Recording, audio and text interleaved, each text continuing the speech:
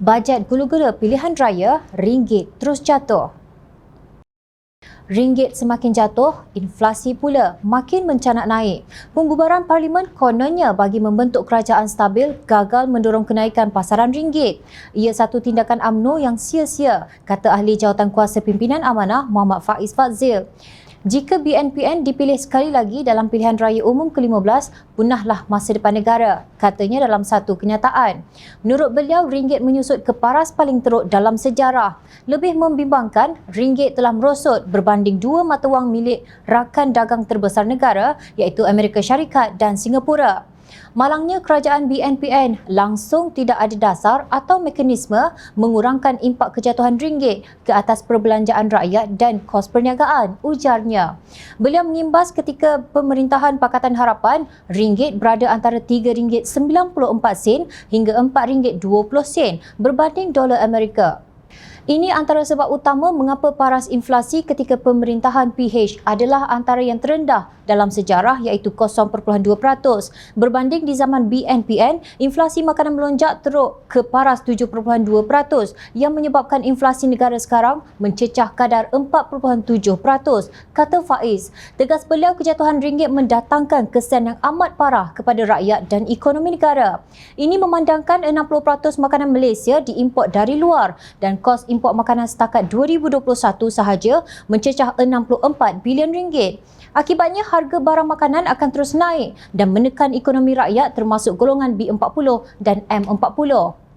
Gula-gula yang diumumkan dalam belanjawan baru-baru ini tidak mampu meringankan beban rakyat terutama golongan miskin bandar. Kerajaan BNPN ibarat burung kakak tua terhadap respon kejatuhan ringgit. Hanya mengulangi alasan sama dengan menyalahkan faktor pasaran atas kejatuhan ringgit.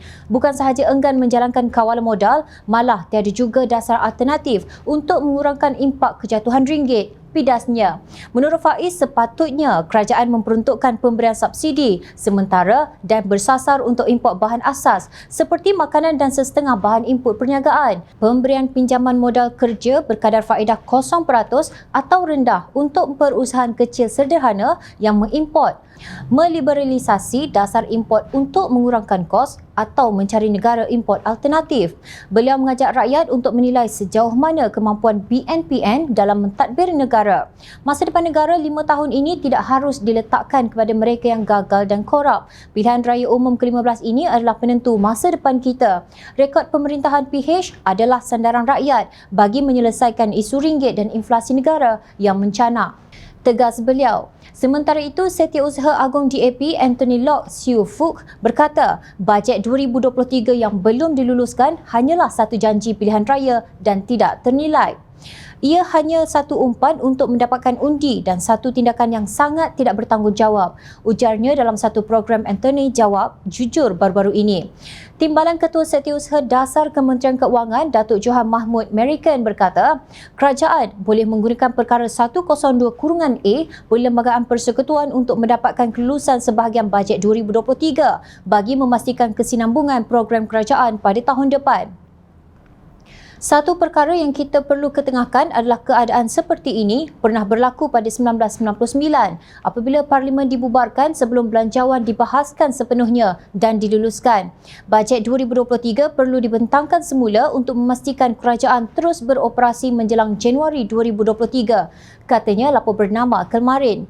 Bajet 2023 Malaysia yang berjumlah 372.3 bilion ringgit dibentangkan oleh Menteri Keuangan Tengku Datuk Seri Zafrul Tengku Abdul Aziz di Parlimen pada 7 Oktober lalu. Parlimen dibubarkan pada 10 Oktober lalu untuk memberi laluan kepada pilihan raya umum ke-15 yang akan diadakan pada Sabtu 19 November depan. Apa maksud Johan Mahmud? Kerajaan boleh guna perkara 102-A Perlembagaan Persekutuan untuk guna dana daripada bajet 2023.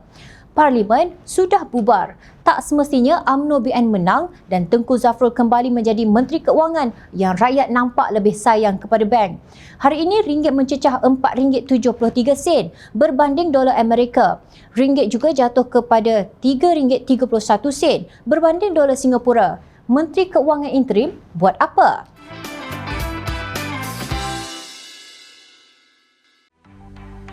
Mencari maklumat dan berita politik yang bebas, kupasan yang tepat, panas, Dapatkannya secara eksklusif hanya di Jom Channel. Komitmen kami, rentasan berita Isnin hingga Jumaat. Berbicara dan isu semasa, kami garapkan secara langsung. Panel-panel berkaliber dan profesional. Interaktif, pandangan anda kami raikan. Jangan lupa bersama kami di setiap hujung minggu dalam edisi khas mingguan. Jom Channel, moving forward, sharing a new experience.